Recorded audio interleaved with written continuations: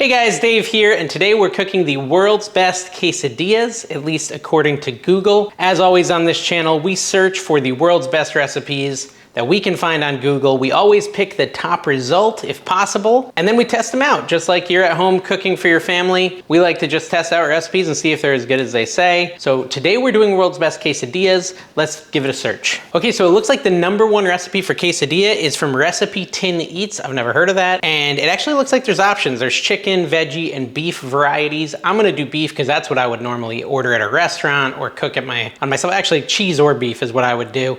I'm kind of plain like that. I'm definitely not usually going with the chicken or the veggie option. But yeah, first off, let's go through our ingredients. I kind of have them on camera here, but we have paprika, we have onion powder, we have cumin, oregano, olive oil. Like I'm forgetting what these things are for some reason. I've used them a million times. Black pepper, corn, like corn on the cob corn, tomato paste, garlic, onion, bell pepper or capsaicin, which I don't know what that is. So I went with bell, flour tortillas, and of course ground beef. So there's your ingredients list. And if all goes well, all those ingredients I just rattled off are about to make me the world's best quesadilla. Now normally I have sour cream that I put on top of it and some salsa. That's not, I don't know if that's in this recipe. Let me look. Yeah, so step 6, I just skipped ahead in the recipe. It says you could do dipping sauces, sour cream, salsa, avocado, things like that. So that is an option. So obviously with a quesadilla, we're gonna start off by making the filling. Now order of operations can always be confusing when you're cooking. So if you're cooking this specific recipe, I'm gonna help you through that. First thing we're gonna do is get everything prepped for the beef filling. So you need to have the beef cooked before you put it into the quesadilla to cook the quesadilla. So it's a multiple cooking process kind of project.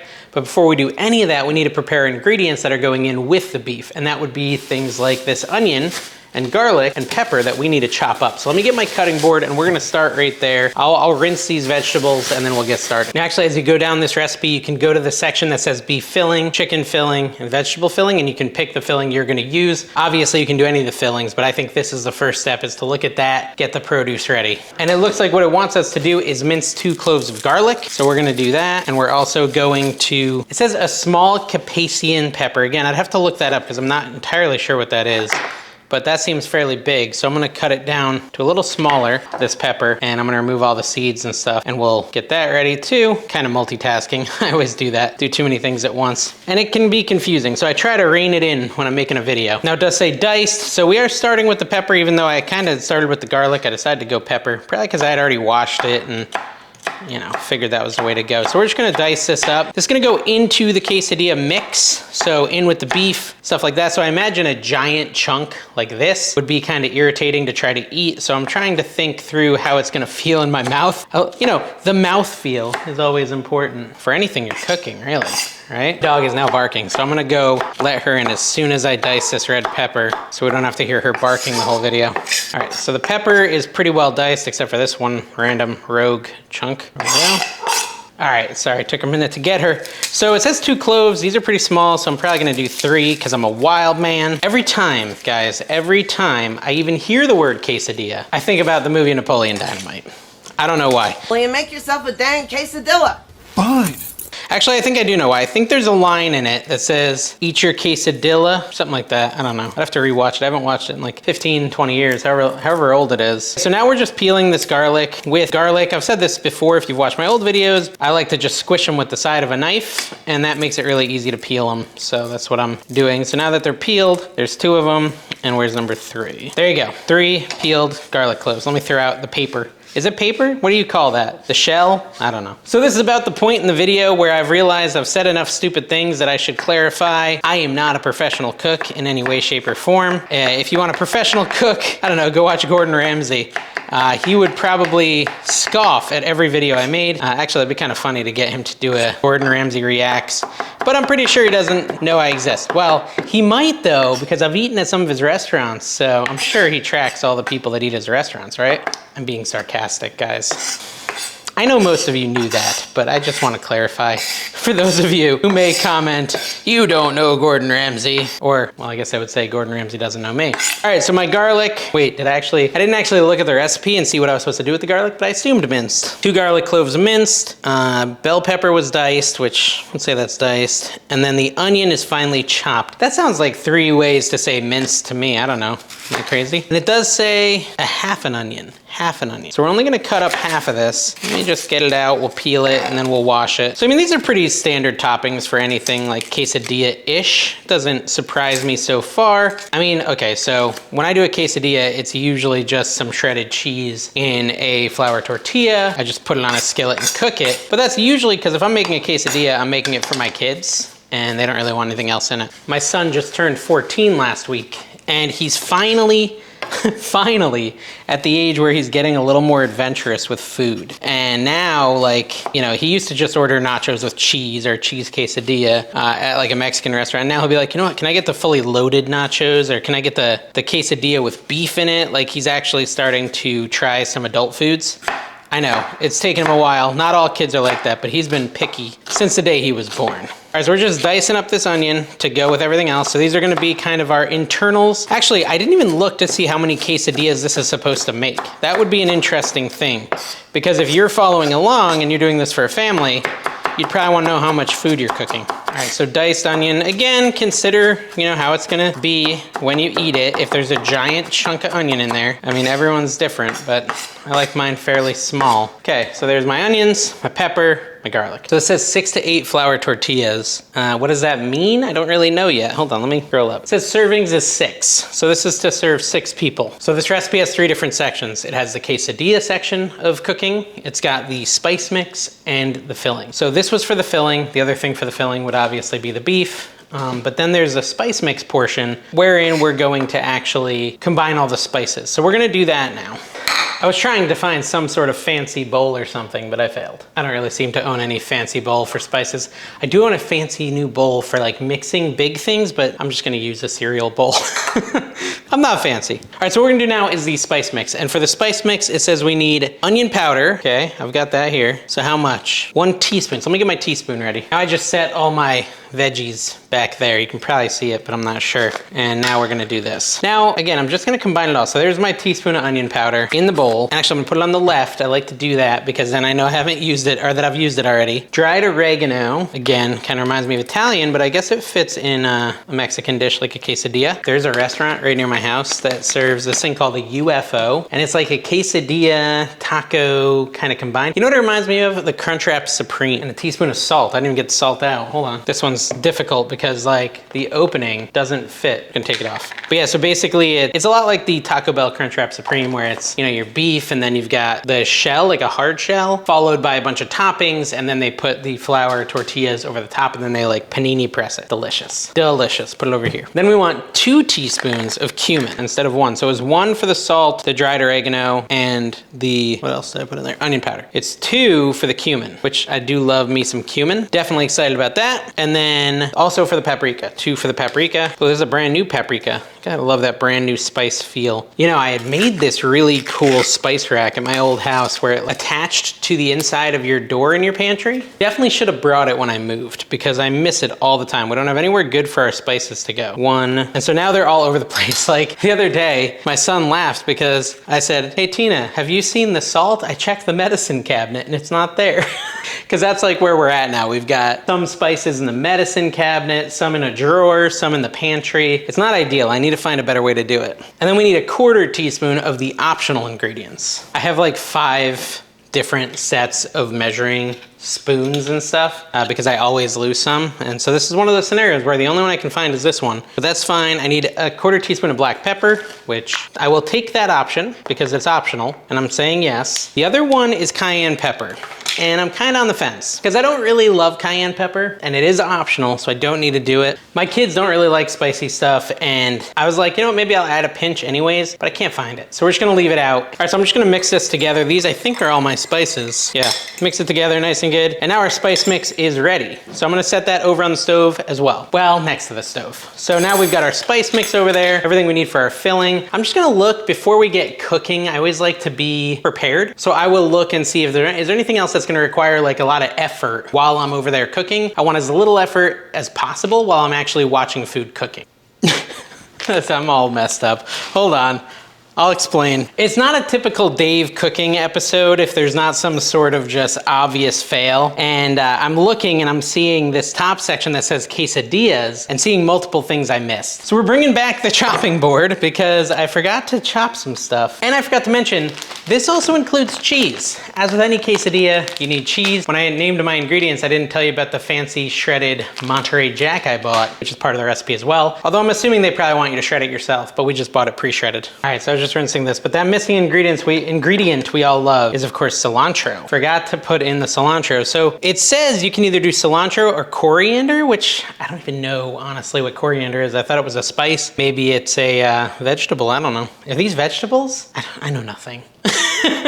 This is basically me trying to learn how to cook, and you guys are gonna help teach me. It's all backwards, it's a reverse video. Anyways, it says 3/4 of a cup. I think that we're pretty much on point with this quantity here, so I'm just gonna quickly chop up this cilantro. It said roughly chopped. That's pretty rough. I'm being pretty rough.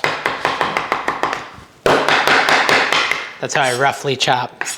That joke was really cheesy, guys. I'm sorry. I'm a dad. I'm allowed to do really cheesy jokes. It's in the contract, actually. All right, so it's chopped up, thank goodness. The other thing is we do need to open the corn, and I might as well just measure it now. 1 cup of corn kernels, probably without the liquid. Yes, indeed, it says drained. So let me fill this up to a cup and then drain out the liquid. Let's see here. All right, let me get the liquid out. Hey, look, it's corny like my joke a second ago. There's 1 cup of corn drained. And then it's gonna be 2 cups of Monterey Jack, which is this whole package.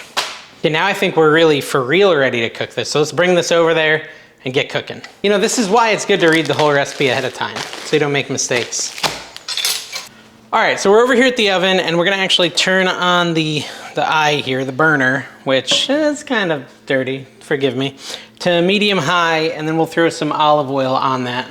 So we're gonna throw the olive oil on, and we're gonna, I mean, it's got a measurement. It says like, I think 1 or 2 tablespoons, but I'm just gonna kind of eye it and throw some oil on there. It'll be fine.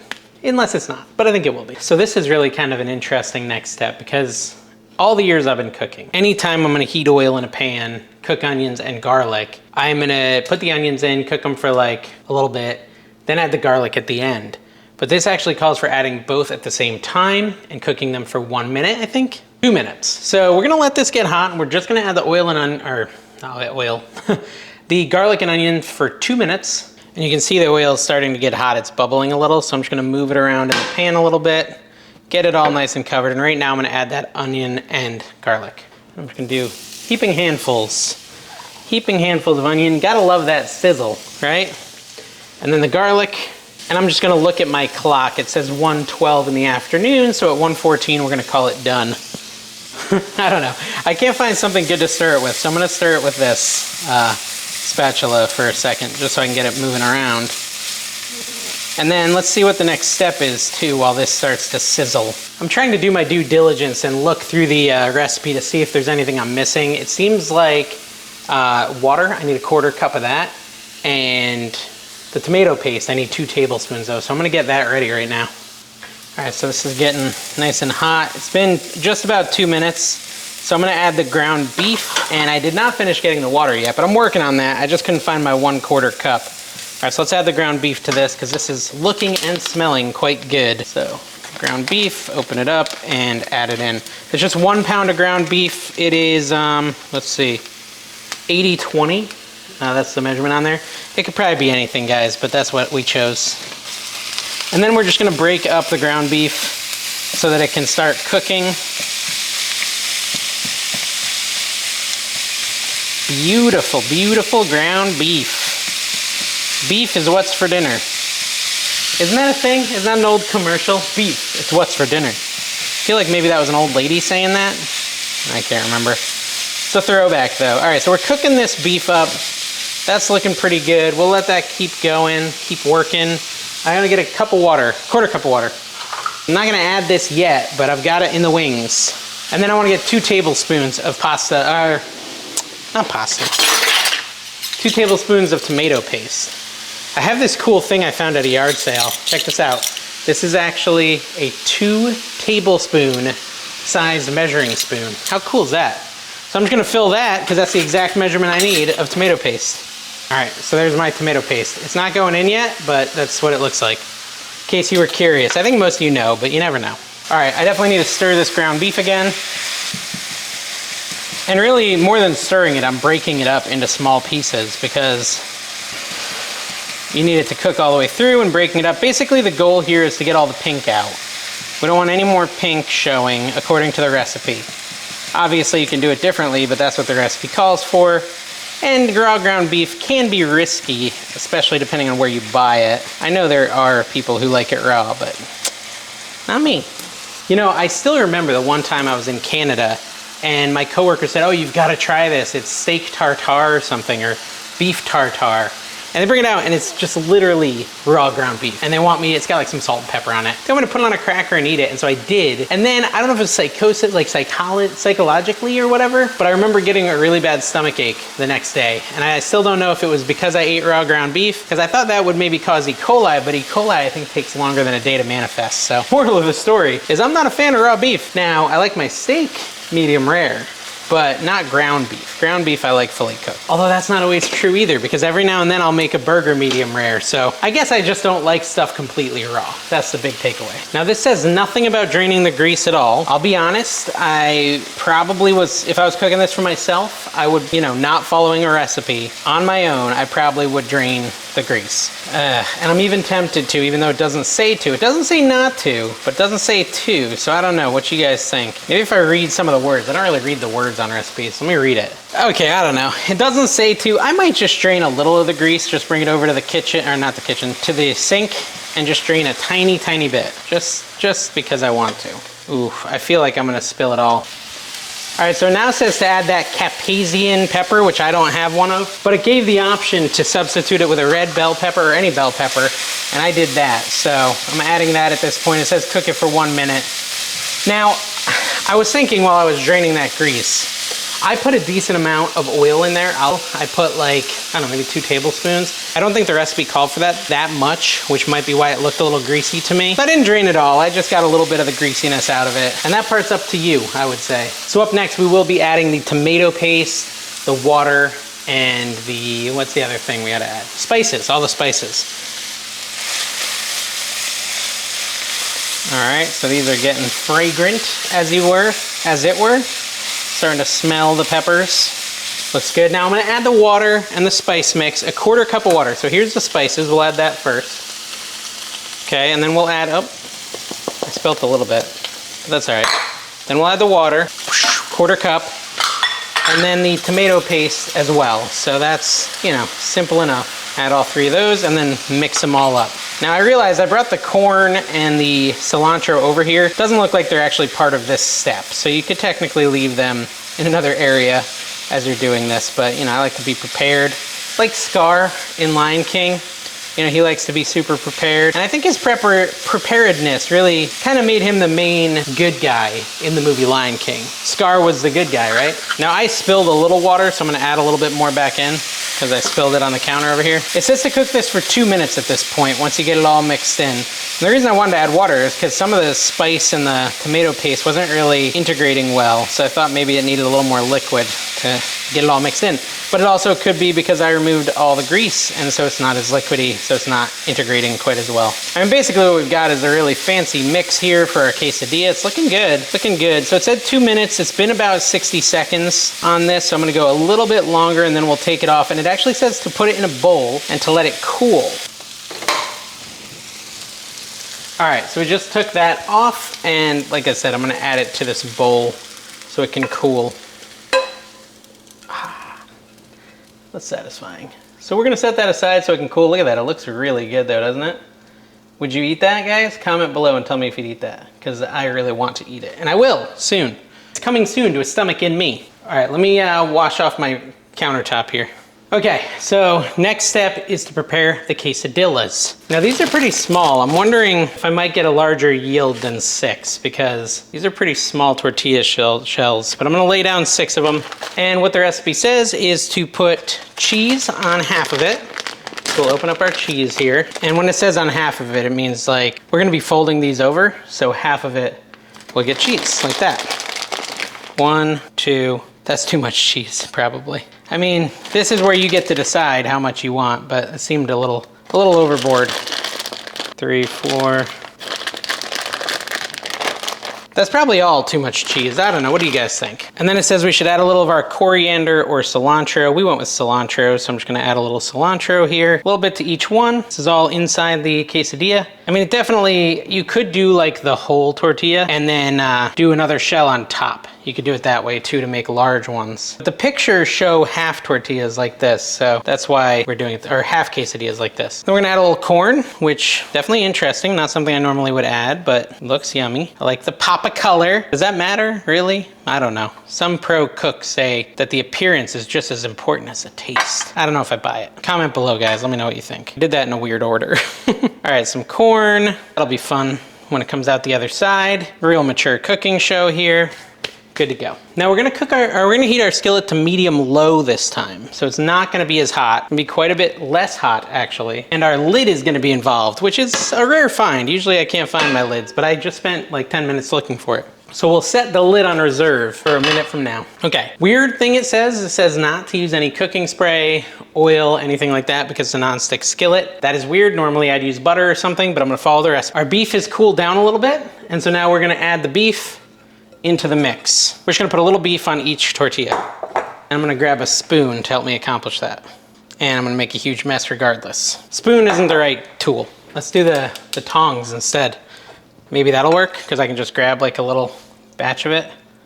Yeah, that's we're just gonna accept that there's gonna be a bit of a mess on this cutting board and go with it.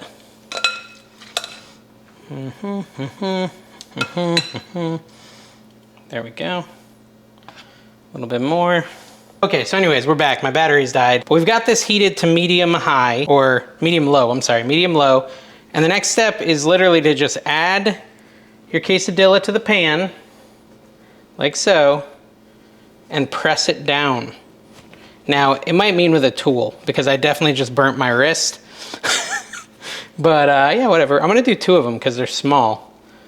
And we'll put them on there. Let me fix my camera so you can see it. And it says to put the lid on, which again, not something I often do, and to cook for 2 to 3 minutes. So we're just gonna leave the lid on and let these cook for 2 to 3 minutes. Yeah, so it's been about 1.5 minutes, so we're halfway there. We're gonna let it keep going, and then we're gonna look. It should be brown on the bottom, like crispy brown. I'm really interested to see what it looks like. Okay, so it's been just about 3 minutes. Let's reveal what the bottom of this looks like. I'm not even sure if I have it turned high enough. Yeah, see, that's not really quite right, because it's supposed to be brown, and that's not really brown, so maybe we'll go a little bit longer on this. I'm gonna push it down a little. Yeah, let's just go a little bit longer. Okay, so it's been like another minute. Let's take a look. I'm basically just keeping an eye on this. All right, it's a little brown, not super brown. I don't know, maybe I should go a little longer. Look at that, the cheese is crisped up on the side. I might just need to go a little higher with my heat, to be honest. I'm gonna bump my heat up a little. So it says to do another 3 minutes now without the cover. Now it does specify that we should cook until it's crispy and the cheese is molten. So, I mean, keep an eye out for molten cheese, like lava. I look forward to burning my mouth in a minute. Okay, so let's take a look at these. They're really not getting as brown as the picture. In the picture that they did, it looked like super crispy and brown, but mine's not looking that brown. Does the cheese look molten yet? It looks pretty done, I'll be honest, but just not super crispy. Maybe I need to turn the heat up. There, I got brown on both sides. It's scorching my fingers. But I like to torture myself and torment myself. Okay, I'm ready to try one. Let's be honest, I wanna try one, I'm hungry. I didn't eat lunch, it's almost 2 o'clock, so let's get these 2 off. I'll throw the next 2 on, and I'll try to cook them a little longer and see if they can get a little bit more crispy looking. Let's throw these next ones on real quick. It just, I don't know, it's so weird not putting like butter or something on the pan, but it didn't really have any negative impact as far as I can tell, so maybe it's fine. That's all coming out, okay. Push it down a little, put the lid on. We'll let that cook. Then we're gonna try this. So I'm gonna try it just raw, like nothing on it first, and we'll see how it goes.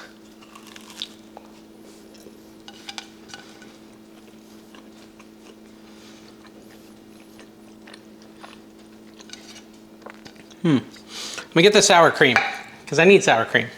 So I got the sour cream and the salsa. All right, so this bite should be really good. Check that out. Well, I'm trying to get a close up for you. I got sour cream, salsa, and I'm gonna go into it. There's your cross section. From the first bite, it looks pretty good. All right, here we go.